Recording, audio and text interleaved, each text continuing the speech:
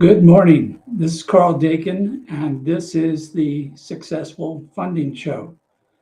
Welcome to everybody who's in the audience today. Thank you for viewing this show, and you're welcome to see past shows on LinkedIn, YouTube, or Facebook, where they have been recorded for storage for an indefinite period of time. This show is about funding, bringing funding to a new company, an enterprise. It may be a community project or a charity.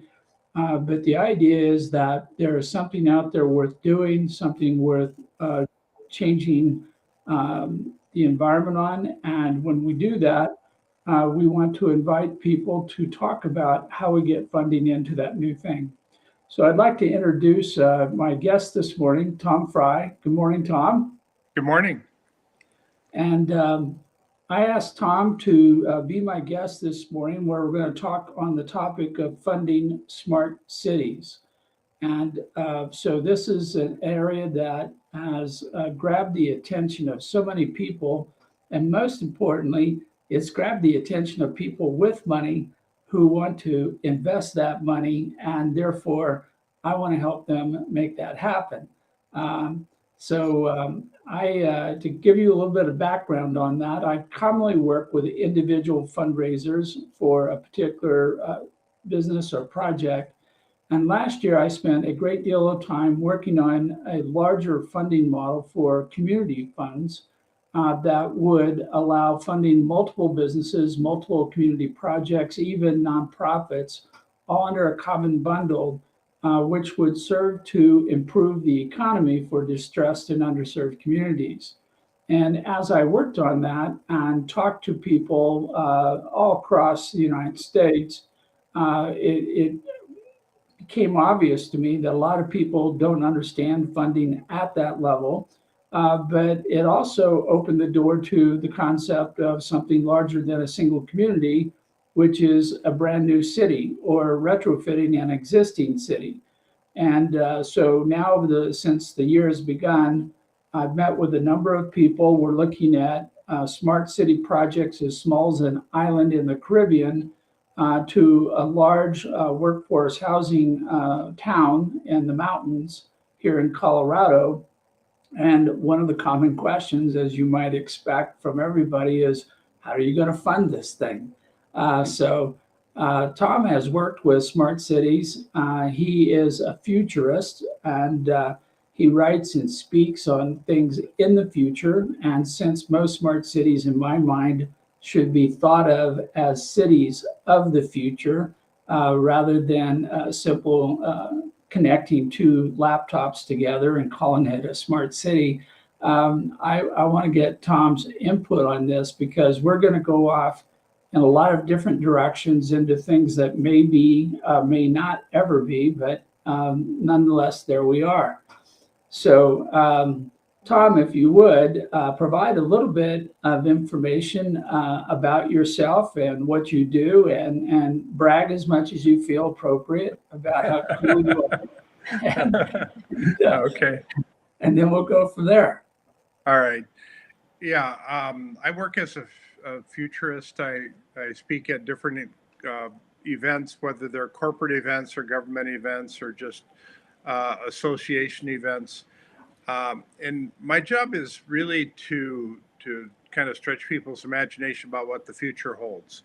Um, and so I do that in a variety of different ways, but it's on a variety of different topics, whether it's smart transportation or smart education, or the future of insurance or the future of government. We look at lots of different aspects of the future and dive in as it's appropriate for whatever group we're working with. So when it comes to smart cities, this is kind of a hot topic, but we have a hard time defining exactly what a smart city is. That's where the big problem lies. So is a smart city something that just has all the stoplights connected so that they um, work in an appropriate fashion? Or is it one that actually has its own AI center in the city that you can draw on to to operate everything from filling out forms in government to helping with healthcare to helping with education in the schools and that sort of thing. And so we're kind of inventing it as we go here. Now, the country that's actually the farthest ahead in smart cities is actually China. And Shenzhen, China is one of the kind of the glowing examples of what smart cities aspire to become. But even that's going to fall by the wayside not too long, because this idea of a smart city continues to change. We should be able to reduce crime dramatically. We should be able to speed up the transportation systems. We should be able to make commerce happen seamlessly, flawlessly.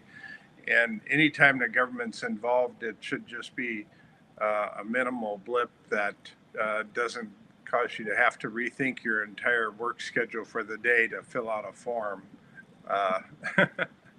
Well, Tom, I'm going to take you down a path on this, on some free thinking here as we go forward. But before I drop the big question on you that I have in mind, I am going to say hello to people in the audience this morning. Zach Dane is with us.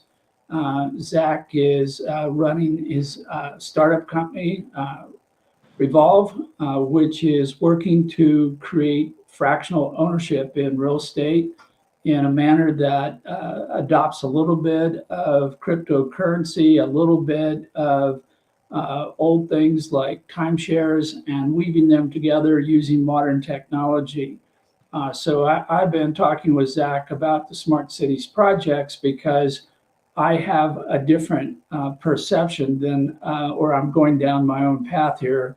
This may be that blue ocean strategy that gets me in trouble all the time, but we'll see how this turns out. But when it got down to funding, my first thought was, what if we took government out of the picture and we replaced it with an enterprise, a for-profit sustainable enterprise instead of the common government structure, and we treated every resident in the city as a customer.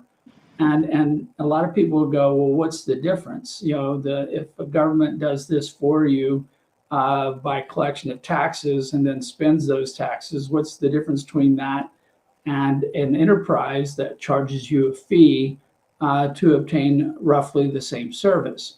And that is part of the question. But in doing this, all these new issues and questions popped up. Is government still a viable form of taking care of a group of people, or are there now better, superior models which are enabled by technology to give residents within a common area all these different benefits? And because if we switch to an enterprise model, then the funding model is going to change accordingly. And it may be a better, more effective way of giving people not only better services, such as you described, where if I walked into a business today, and I have, and I'm not going to name any names, but some businesses, if you go in and go, hey, I want to buy something, and you can't get anybody to wait on you. Or you take in something that broke and you can't get anybody to help you fix the problem. Those businesses typically go out of business. But for whatever reason, we have somehow told the government that bureaucracy, slothfulness, ineffectiveness, inefficiency is okay, until maybe recently. I think that the Doge boys are taking a different spin on this whole thing. If we were looking at a city of the future where we have AI as part of the toolbox, so to speak, is it possible that we could skip over common forms of governance with elections and politicians and spending an inordinate amount of money for people boosting their egos through their political campaigns, and focus instead on serving the people? Yeah, let me give you one example that I don't think works so well. in China, they're bragging about how they're doing food inspections in restaurants, cleanliness inspections, where the restaurant owners just have to send in some videos of everything happening inside the restaurant, and then they can get an okay on that inspection. And I think that there's flawed thinking in that, because you can't smell anything if it's just a video. We haven't created smell-o-vision yet that works to that level. So that's where I think that could possibly go wrong. But in other areas, it seems like, rather than having to travel down to a government office or having to do something in person and just being able to do it remotely, that just saves an enormous amount of time and headache. And we need these checks and balances. We need things to make sure that we're not going off the deep end, but at the same time, they need to be kind of seamless and flawless and happen quickly. To the extent we can figure those things out, that would be terrific. Like, I mean, having a smart city that used banks with cryptocurrency, so that these digital payments could be made between countries quickly and fast, that opens the doors for lots of other things to happen as well. We're quickly going to learn what the flaws are in that, I'm sure, but it opens the door for lots of new types of innovation. And we're moving towards an era where we're going to have lots of solopreneurs. We're going to have one-person businesses, and these little AI businesses are going to be very prominent. They're going to be cropping up all over the world, and a lot of them are going to be very successful. And it opens the door for the possibility of having a no employee business at all, and it just operates on its own, generating revenue. Now that kind of slaps us in the face, because we don't know how to think about that yet. Well, I'll challenge you a little bit. I mean, we all talk about business models that are cash cows. And in some ways, we also talk about passive income. So you're an author, Tom. You've written some great books on the future and how to anticipate the future and so forth. But every time the book is sold, do you go through the process of fulfilling the subscription and collecting the money and doing that kind of stuff? You don't, because you've outsourced this to somebody else. And so this has moved from what we call active income to passive income. And so I think we have models already in existence. And the fact that we can create an AI to do certain types of work, I'm already working on some of those right now with AI avatars and so forth, where we are either replacing a person or we are adding a person to a toolbox to help a person perform their job.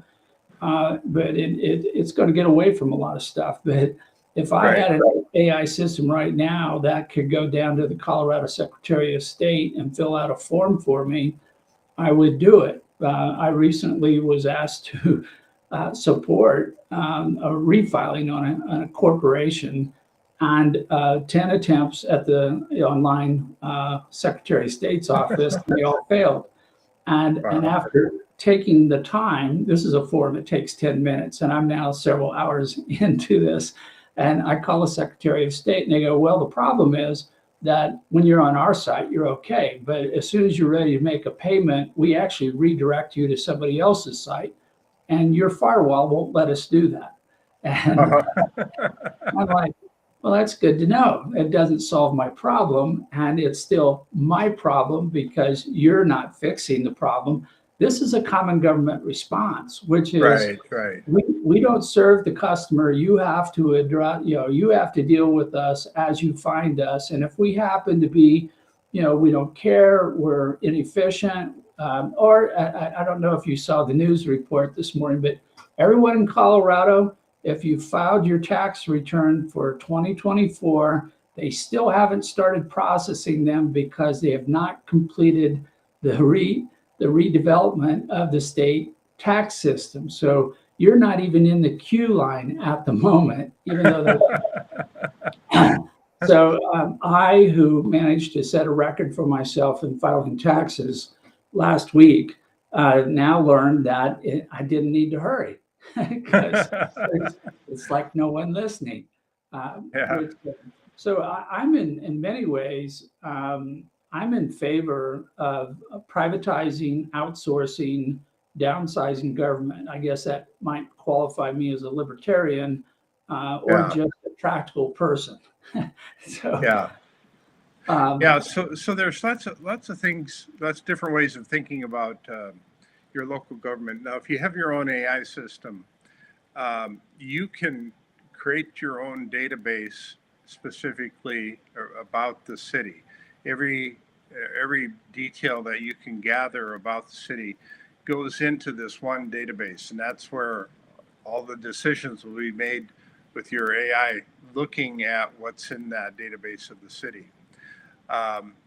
Now, let me take you through this is kind of an extreme model here, but sometime in the not too distant future, we're going to be able to have a drone that flies over a city, or multiple drones flying over a city, that can capture the heat signature, infrared signature of every person, and eventually, I mean, the tricky part now is just differentiate between a person and an animal, but that's going to get more specific in the future. This is not the far distant future. I have actually an actual drone manufactured here in the United States that was developed for the military that has this capacity currently. Okay. So as it gets better, we're going to be able to actually differentiate and tell who that person is by their individual heat signature. And then very specifically, we'll know if that person is alive or dead or functioning, or where they're at any given moment. So if a person dies, as an example, that sets off an alert. Something happened. This person's heart stopped beating, and that sends out a signal for emergency trucks or somebody to come and help that person. So, but it also interferes with all kinds of levels of privacy that we expect in our country. And so we have to somehow accommodate, is this something that we want, and how can we do it and still protect our privacy? This becomes a real interesting issue, I think. Yeah, we've been looking at this with the concept of the smart city, that, as you described it, if there's a fire in a building, we want the fire people, the first responders, to show up with more knowledge than there's a building on fire. Yeah. We would, and this is where what I find interesting in getting in this, we talk about the future, but too often when we talk about doing something today, we act like it's in the future when the technology is currently available. It's everything we need to do this. And everybody says, well, we can't do that because it hasn't happened yet. And you go, no, you're completely out of sync with available technology today. So we could put in a building sensors that would tell the fire department that there's a person in building 2C. They're 55 years old. Here's their name. They have mobility issues. All that information could be captured in a building and provided to the fire department. But as you said, there are privacy issues. So we would have to firewall, or we would have to segment this data so only certain people would have access under certain conditions, which would make sense for us to suddenly, the fire department to know everybody that's in that building, where they're at, what their ability is or need for rescue, other things. I would like for the fire department to know the temperature of the fire, the rooms that they're in, any toxic materials in the building, instead of a guessing game when they go through the door. And we have the capability of building these sensors into our buildings today. And we have the ability to segment data into different layers within databases so that it can only be accessed with the right codes, the right conditions, and so forth. So I agree with you. We have the technology today, and all too often we have what I call false arguments raised. Well, we can't do this because of that, and you're like, no, that's not really a good reason. Right. But I see us moving forward that we need to be thinking of the technology we have today, the technology we'll have in 10, 20, 30 years down the road based upon current trends, which is where you do all your great work, Yeah. and say, I want to design a building within a city as a component part that doesn't require that I tear the building down in 10 years and start over again because it became Right. obsolete.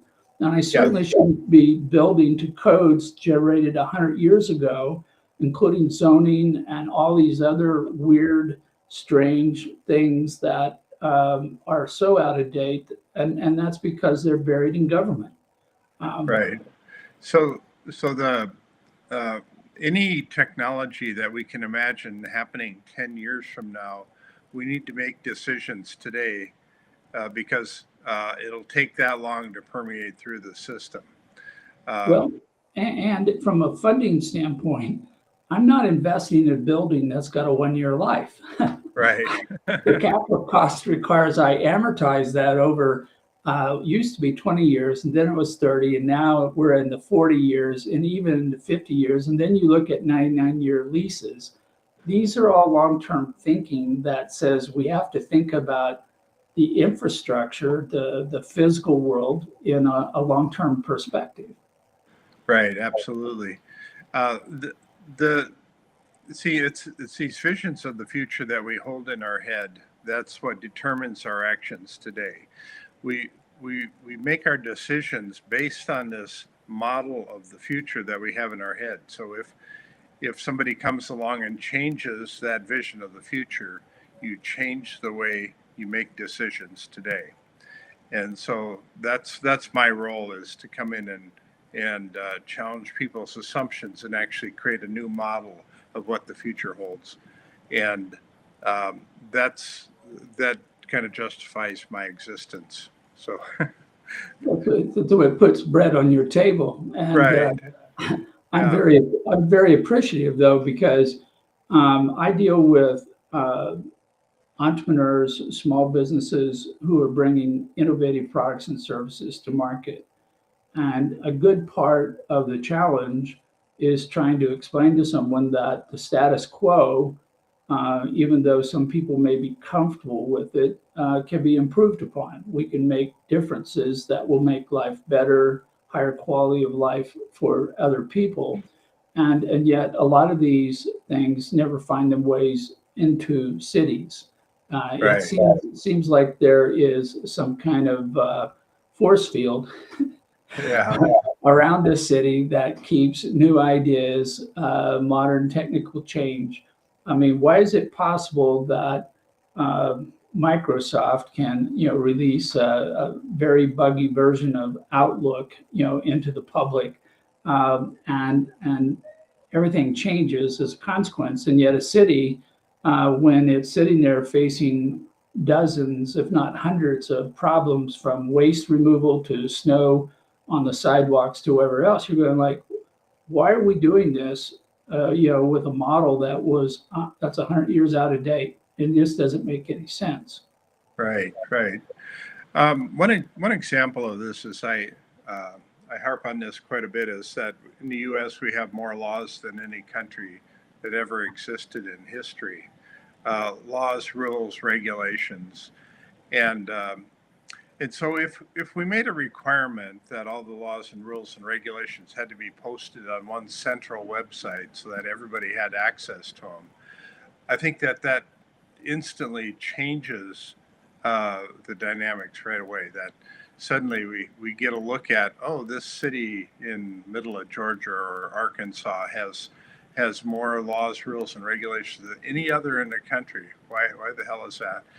And then if we made a requirement that they had to be understandable by everybody, that they all had to be written on an 8th grade level, and so that they're all certified as being understandable.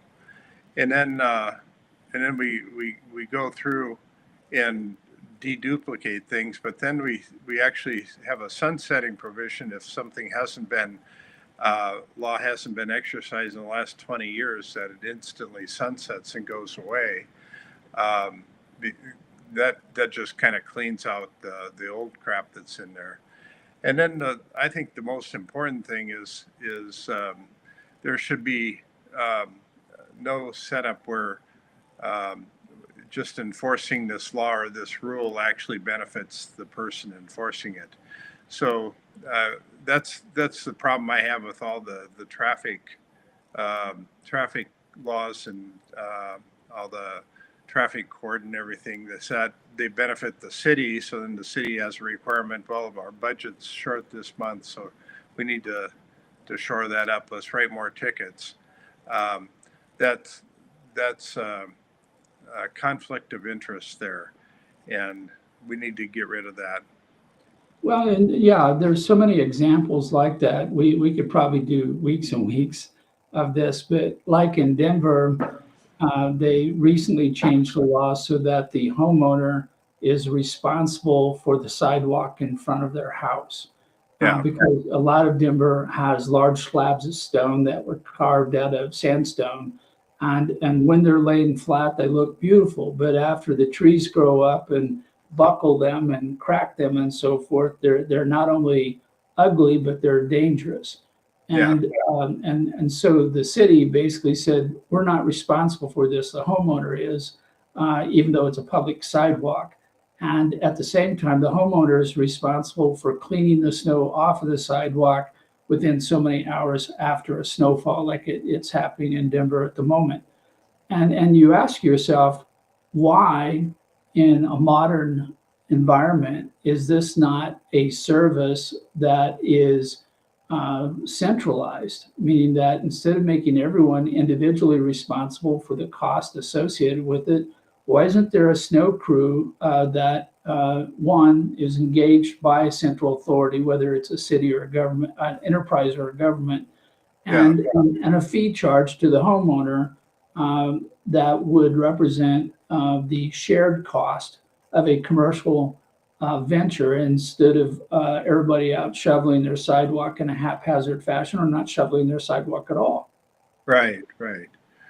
Yeah.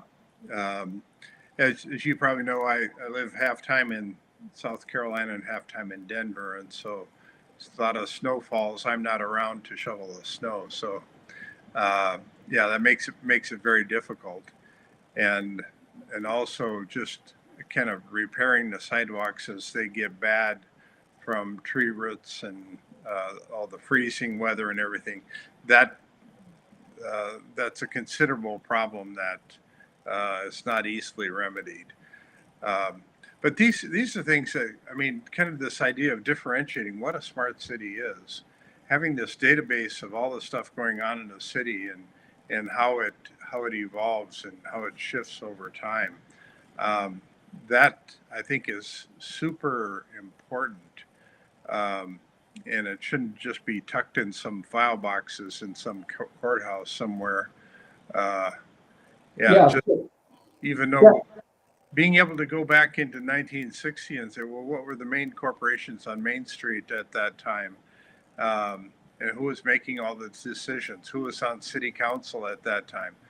That shouldn't have to be that difficult to find that information.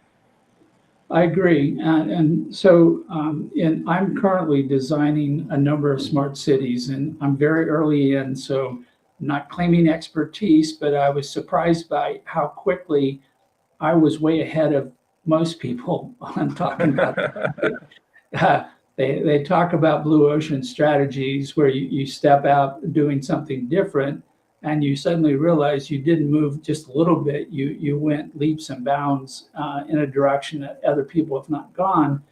And this can give you a new perspective that says, wow, I can't believe we used to do it that way, or we're still doing it that way. And so I I have a tendency to jump over the blue ocean fence. It's a terrible metaphor, but we'll solve that for Right. you. That when I look at a smart city, I'm now breaking it down into 5 layers. The first one has to do with knowledge. So this is not the digital interconnectedness that most people associate with smart cities, but as you're referring to it, it's all the knowledge, all the wisdom that has accumulated over time, plus what's immediately available through more sensors, more data, better systems for collecting and using data, so that the city can be managed better. And management, as you described, includes the ability to go back in time and go, what happened in 1960? Why is there this weird building, sitting on Main Street, or who actually dumped chemicals, into the ground and created a contamination from a dry cleaning business, things like that. Because too often we, the people, the residents of a community, become responsible for the bad actions of people in our community, and the city does not take appropriate action. The city becomes, in effect, the cleanup crew for everything that went wrong, and then they push this cost out to the citizens, where you're sitting there going, well, if this business was basically engaged in chemical dumping, what's their legal responsibility? What's their moral responsibility? And as we go forward in time, we need to have better accountability for that. And it just seems like time and time again that governance, as we now utilize it, isn't getting the job done. So I'm designing the smart cities I start with a level of knowledge. I'm coming down into what I call smart space, which is more of the new urbanism design for live, work, play. I then come down to what a lot of people call smart city, which is digital interconnectedness, where we have everything wired every way possible for every possible purpose. And then I get into what I call economic development, which is, I'm not just talking about physical objects, I'm talking about the economy and the money and the revenue flow in and out of that community, like it is like a living organism or a super business. And then I follow that with community, which has to do with what is the quality of life, what is the unity of the people living within this? Are they all trapped in their apartments where they have to lock them at 8 o'clock at night because the crime rate is too high? Are these the same people that have to walk around, people dealing drugs on the corner, because the city doesn't have the wherewithal or the, whatever you want to call it, the fortitude to get rid of the crime? These could all be addressed with a smart city design that encompasses all the things we're talking about. But I don't see us getting there with the current form of governance, where we have to elect an official who basically mudslings at the other candidate until both sides are tired and run out of money. And then we pick the lesser of two evils to hold the office. Right. Yeah. That's kind of an insane way of doing things, yes. If I were to describe that objectively, most people would go, why would you do it that way? And they go, but that's the norm. That's our current norm of doing things. Yeah. So I've played around. I've actually have a paper that'll go up in a couple of weeks on this topic of super democracy, and it's allowing people to replace the elected officials with super citizens. And you can choose to be a super citizen. You have to take some tests, and then each piece of legislation that comes up, you'll be tested on that specifically. And so there'll be ways of getting trained on each of these topics. But then having, 10,000 people weigh in and make a decision on some new legislation, rather than 50 or a couple hundred people weighing in on it, that seems like a much more sane way of doing things.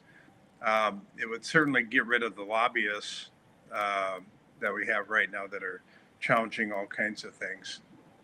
I agree. The design I'm putting together for a smart city, I'm designing an AI avatar that would essentially be the interface between the city, however we define that, whether it's common governance or it's an enterprise, but this is the doorway or gatekeeper between each resident within a city and whoever the enterprise or governing body is going to be. And as you described it, if every person is asked to vote on those things that are going to impact them, that somehow directly or indirectly contribute or take away from their quality of life, where everybody has a chance to vote all the time, instead of this layered so forth. And we talk about representative government like it's sacred. But the purpose of representative government was to deal with, I will call it, old mechanics of old government in days when communications were far different than they are today. We don't have to take the horse and buggy into the local town in order to cast our votes on election day.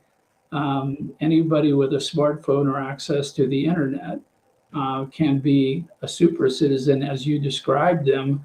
They have a choice. They can be totally informed, or at least informed enough to make a vote on a particular issue.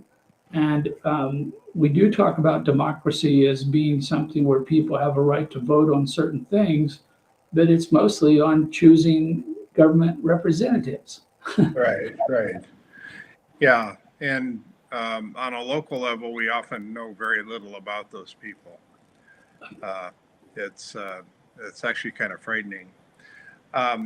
It's okay. I can get pardoned, so. Yeah. So I was playing around with this idea of a smart city, that it was a smart delivery city, that you could get anything you wanted, within just a real short period of time by having a drone delivery service.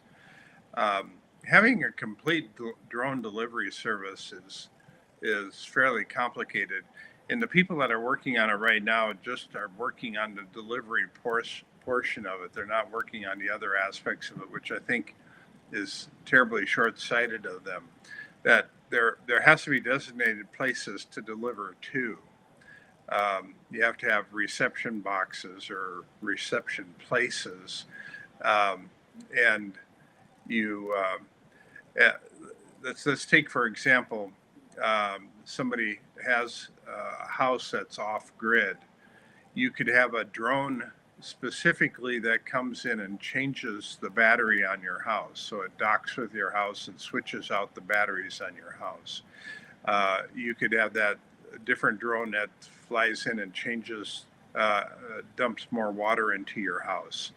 And you could have a different one that takes the sewage out, that takes the trash out, and so you have drones that are constantly interfacing with this house.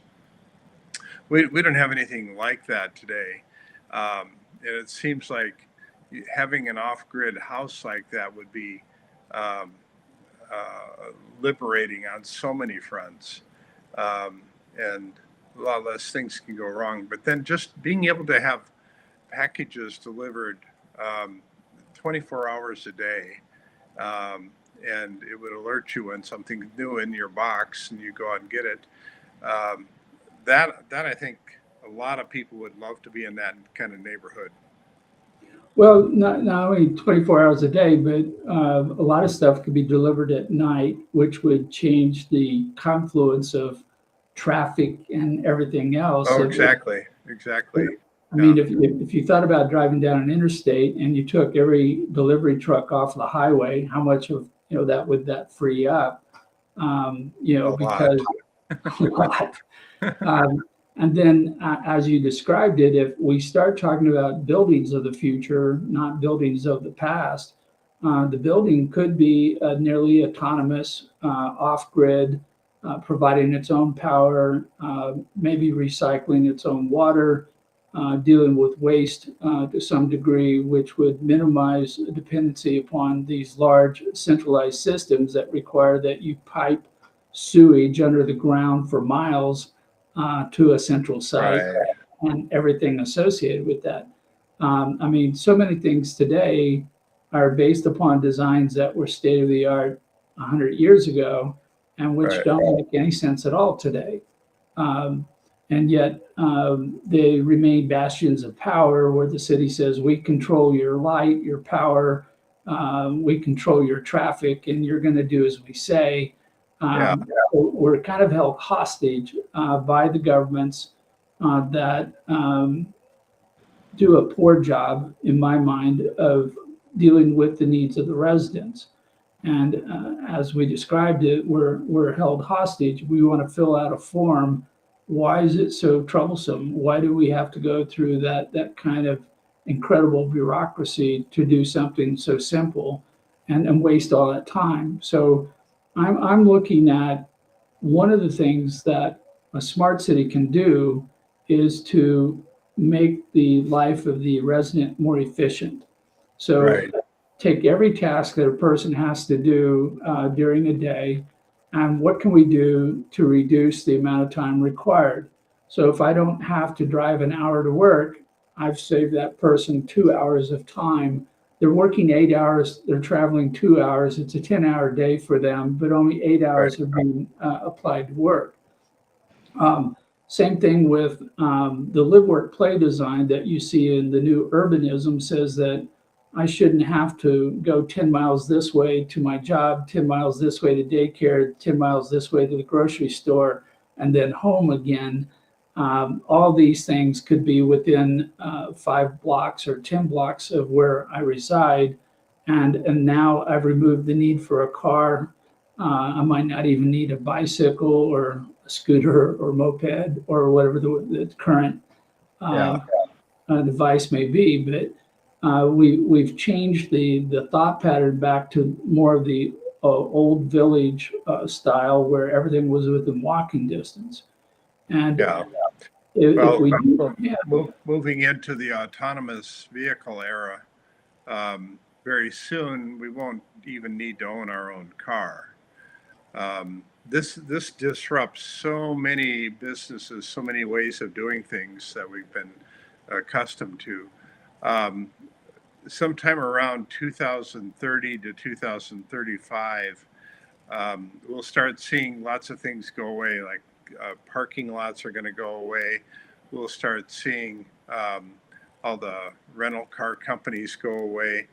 We'll see the insurance companies, the car finance companies start to dwindle and go away. Car dealerships will start disappearing, and then the big one is the traffic courts and the traffic cops, parking meter maids, and all that. well, I remember you speaking on this. I'm guessing it was around 2005, maybe earlier, Yeah, about all the different things that would disappear with autonomous cars. And parking meters was one that kind of stuck out to me because you pointed out that many city budgets, revenue from parking meters makes up a substantial portion of their budget. And Yeah. if parking meters were to disappear because nobody has to stop and park, they simply grab an autonomous car from point to point, then there's no parking meter revenue. And Right.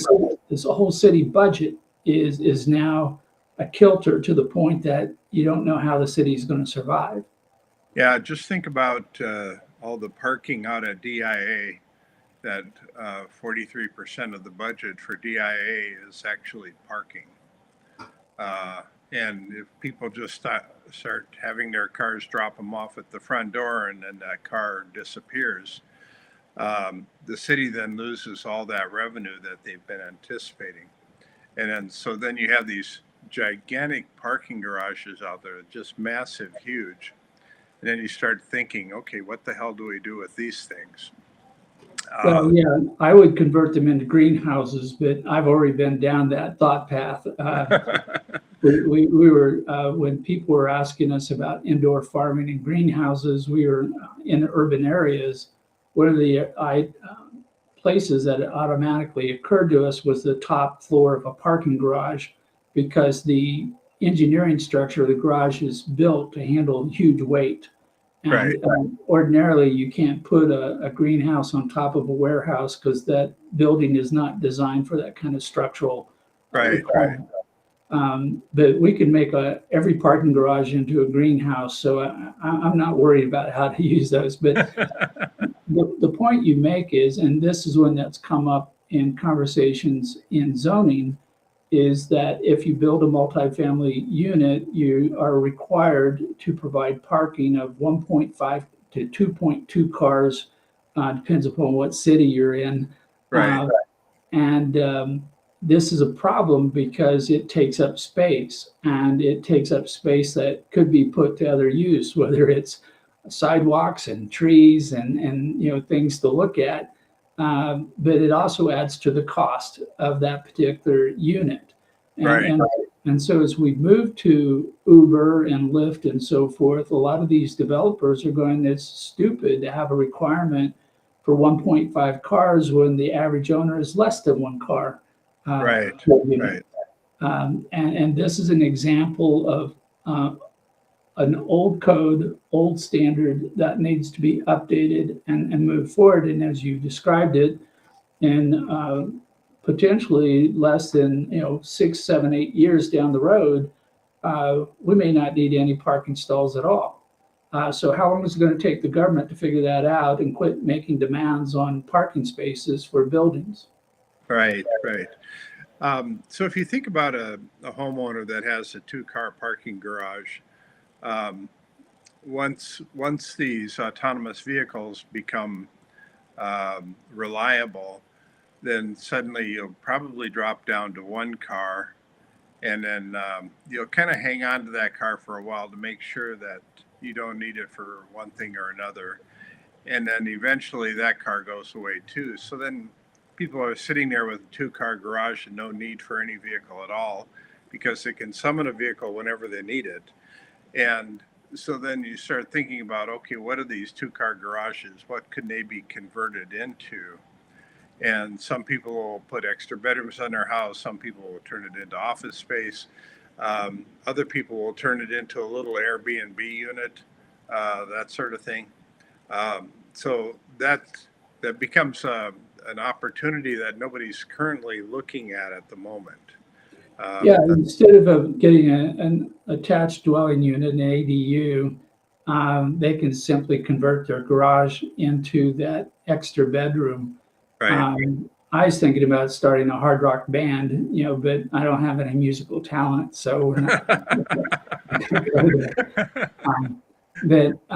So in this discussion of a smart city, what it is, then getting back to the topic of funding, is it raises questions about, well, if all these things happen in a city that could all generate revenue, and we were to attach a business model to everything from getting downtown in an autonomous car, if I have to go downtown, to delivery of my groceries or anything else like you might see currently with Amazon. And you say, this could be a fee-driven service. It doesn't have to be something that the government controls or dictates or acts as a barrier to innovation. And we could make this into a business. Then we start stacking these up. So as I see it, a smart city of the future designed as an enterprise, using that as a better, superior model, and just pushing government to the side for the moment.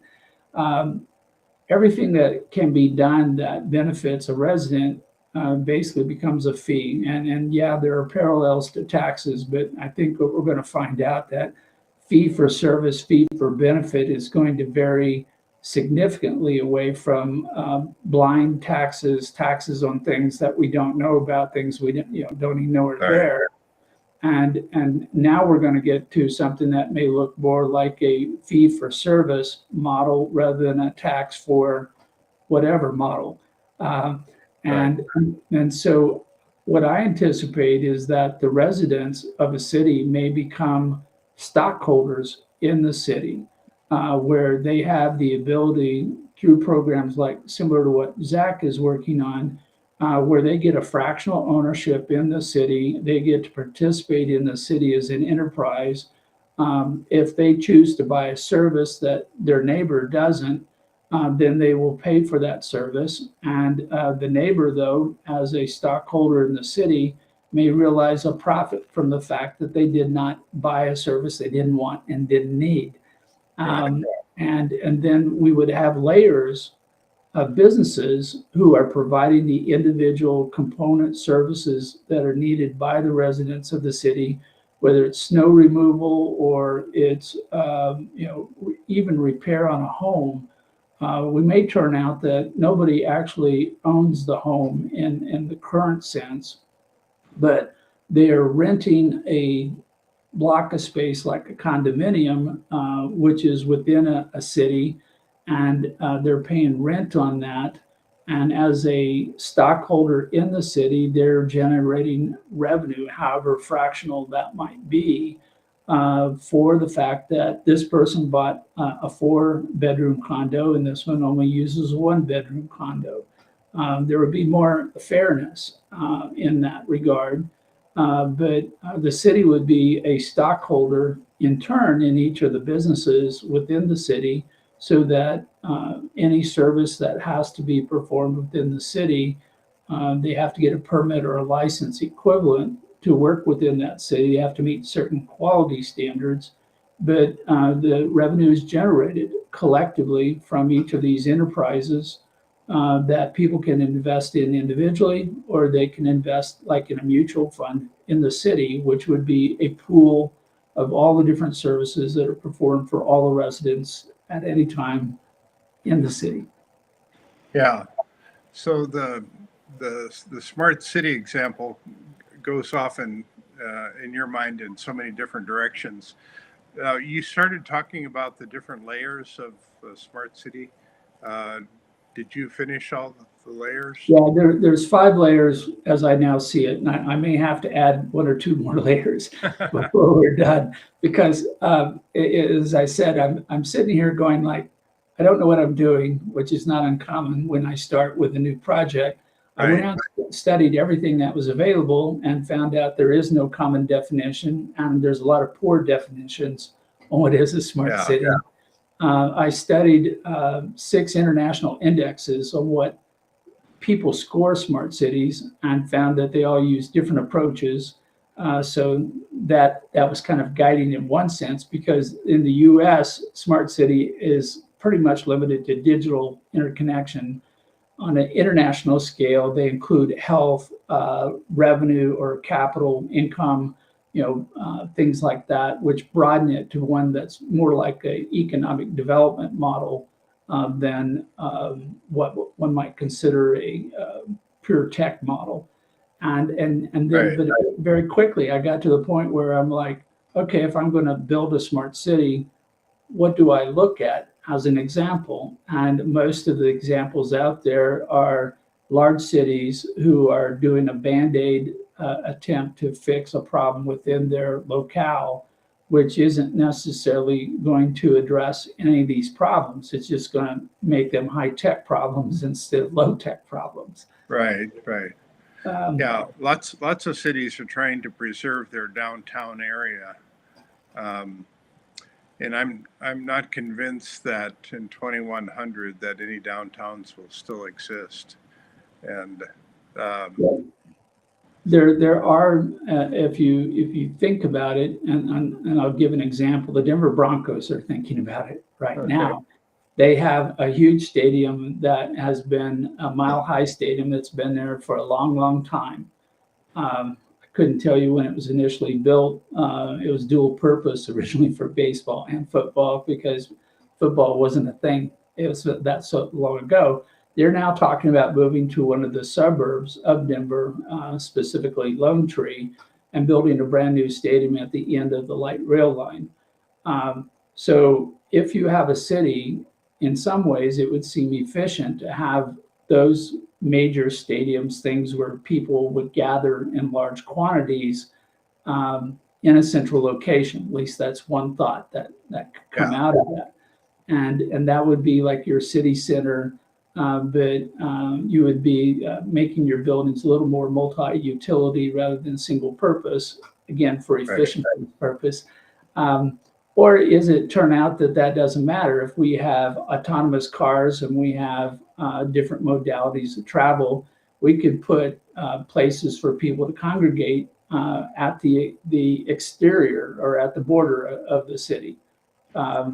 Question that I don't have a good answer to, other than I know that one of the projects I've looked at recently has a large noise factor associated with the activity, and we're going to have to deal with that. And so they're probably looking at something outside of the city where noise would not be its own problem.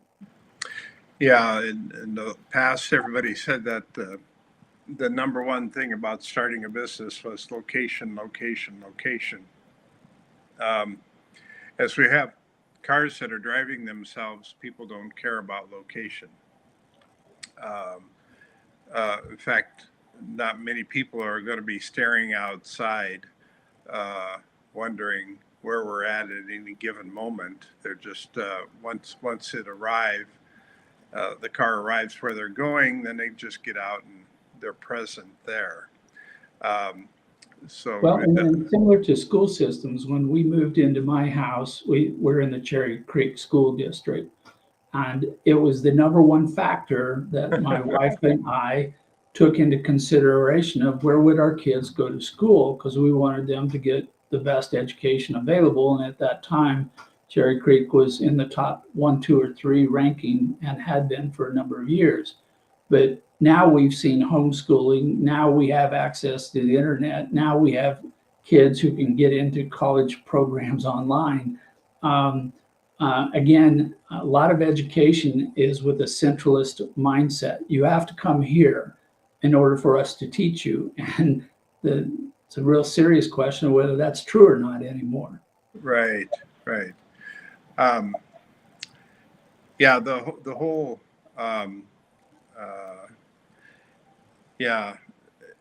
having a smart agent that's teaching your kids may prove to be much more efficient, much more doable than ever before. Somebody's going to figure that out.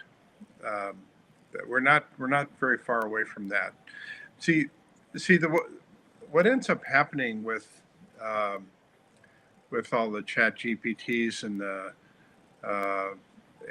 Groks and the Llamas of the world is that they will automate pieces of a job out of existence, not entire jobs.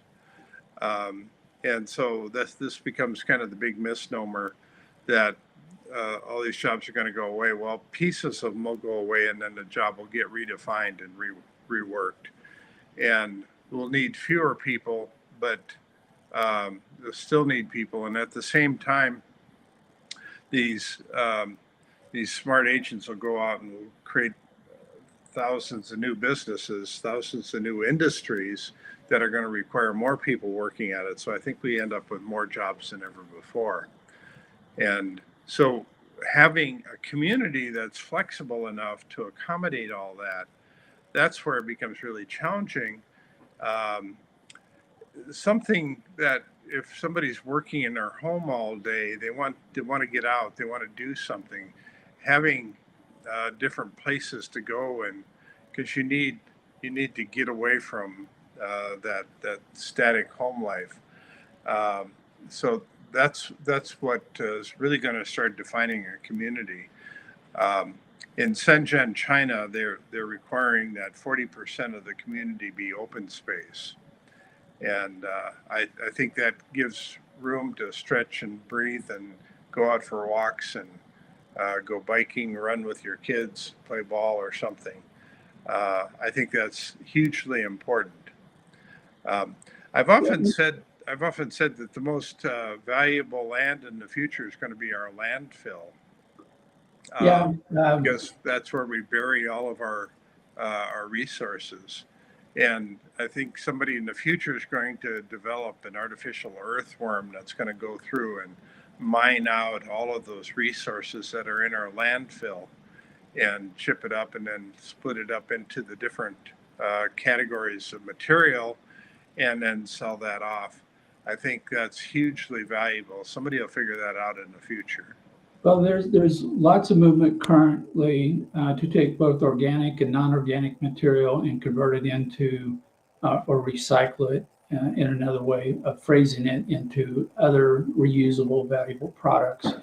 I was looking at a plastics recycling center, very high ticket, big capital type of a project. But we're seeing other things also come forward where the landfills are going to disappear. That's another thing that, if I don't know how many years it's going to take, but it's also one of those things that I think is an artificial construct of government that has to change. And Right. it will change over time. And all these things, as I put it, if they provide value, if the value is sufficient that somebody will pay a price higher than the cost, then we've defined a business model that's sustainable. And so much of the stuff that cities do or don't do that they push back off onto their residents, I think can become viable enterprises. But I suspect that as I can continue forward with my design of smart cities to address some major issues, we're going to move away from government as it's now known to a different form of government that is more accountable and is treating the residents as customers, not as constituents as such. And so it raises all kinds of interesting questions on funding. How does this change all the different things that are commonly done through tax incremental financing or bonds or other forms of debt financing? And it'll be an interesting adventure. And I suspect, though, that we may have a project or two get off the ground yet this year in 2025, where we're going to be experimenting with a fee-based city, whether it's governed in the usual sense or we have elected officials still involved, and it remains to be seen. Yeah. I'll leave you with one last crazy idea. It's the idea of having a smart cemetery in the city so that you can go and have conversations with all the people that are buried there. Having a smart cemeteries, we're not very far away from that. Well, actually, no. Emiliano with Knowledge Avatars and I worked on a project last summer called Legacy Project to create an AI avatar that would mimic an individual and be able to be trained in its history and biography and so forth, that could be available on call off of your laptop, or you could visit it at a mausoleum or what would have been an old school or current form of cemetery. There's so many things that we're on the cusp of that we still don't fully understand where everything's going to go. Artificial intelligence has gone leaps and bounds over the last so many months, but I'm beginning to realize that part of the difference is that AI, as we now know it, is using common information. It's something that anybody can access, which is a great leveling of the playing field for anyone on the planet. But there still remains the vast bulk of information, as I see it, is private or custom information of an individual, of a group, of a company, and so forth. And we haven't yet figured out how these two work together to create an optimal situation. But as long as there is private information, then that is the differentiation. It may be the competitive advantage or disadvantage in doing a business or for a person. And we're going to have to figure that out as we move forward. But I see us moving to extreme wokeness from the standpoint of everyone's an individual. Everyone may be entitled to have individualized, customized services at all levels and all definitions, and moving away from anything that forces a averaging of education, of government services, of other things. Is like we really don't have the excuse any longer to say you have to take it as it is, because we have now choices to make things better. Right. Yeah, that's where it all starts changing quickly. I think we're at such an interesting inflection point because so many things are happening really fast right now that I think we end the year a radically different place than we started the year. I felt that way last year, as we made so much progress with artificial intelligence.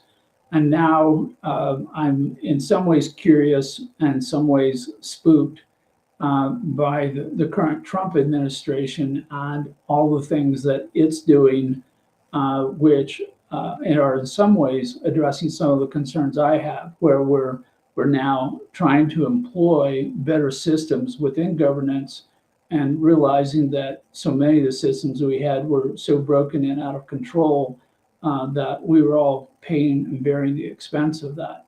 But change in the funding world is bad news because when you're trying to make an investment going forward over a period of years, you'd like at least some semblance of understanding of where you're going to end up at the end of the investment. And right now, that's very hard to do. It may require new types of investment, new types of structures like the ones that Zach is working with, where you could take a common home and have 100 owners in that home who all share in profits from renting the home to the user of the home. And that makes everything so much different. I mean, sometimes you sit there and you look at it and you're like, got to rethink everything because all these customary, ordinary ways of doing things really don't apply anymore. And if we then apply that to an entire city, this gets pretty awesome in how much things can change and change for the better. Right. Yeah, this whole topic is gargantuan. It is massive, huge. And the way we'll be talking about smart cities, I think even this time next year is going to be radically different as new technologies kind of come to light and the kind of our grasp of understanding of what tools we're working with. All of that's changing. So I definitely think you're onto something here. Let me know if there's some way I can help you. Oh, absolutely. Because every now and then, as you described it, we have to do a sanity check. We have to go, is this truly crazy or is it just different so much that it doesn't have a close resemblance to what we've done in the past? And that doesn't mean we're crazy. It just means we're different. Yeah, rule number one on sanity checks is don't go to the most insane person to check your sanity.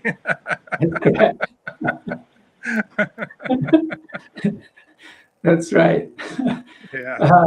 So, Tom, thank you so much for being on the show this morning. We covered this whole topic of smart cities, I think is a way of looking at the world through a new lens. And particularly then it raises questions on funding, on what can we do to enable the benefits that can come out of a smart city? How do we do things differently in funding to either accommodate it or make it more efficient? And most importantly, as we've talked about with crowdfunding and other things, how do we make funding more democratic, where every person who lives in a smart city can benefit from the smart city and not feel like they're a victim of the city? Right. You don't want all the benefits to go to 3 or 4 people. Nope. That causes issues which we're now facing. Right. Yeah. Well, this has been great. I wish you well your journey into the future here. Well, thank you, and I'll continue to watch all of your postings on the internet. to continue to give me kind of what I call the lighting at the edge of the road. Stay on the road and maybe not go four-wheeling at the wrong time. So All right. thanks to everybody in the audience. This show is recorded. It'll be available immediately after we're done on LinkedIn, YouTube, and Facebook.